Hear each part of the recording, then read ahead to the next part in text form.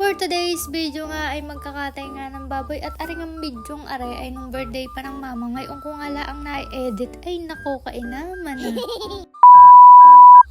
At ayan nga makikita ninyo ang mga kuya ay busy nang katayin ng baboy. At diyan nga ako'y natawa pa gawa ng aring si Vincent ay naipit pa ang kamay diyan. Kung makikita ninyo ay ko kainaman na. Ano ga Vincent? Kaya pag ha?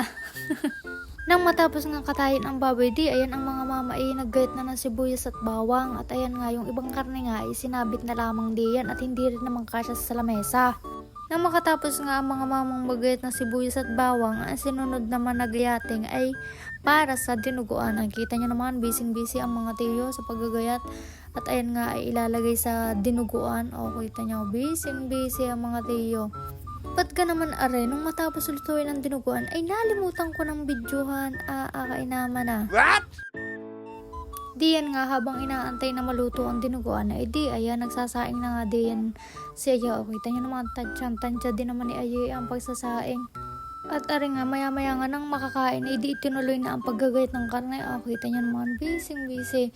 Tapos puso po ako nagpapasalamat sa lahat ng pumunta at tumulong din sa birthday ng mama. Maraming salamat po sa inyo.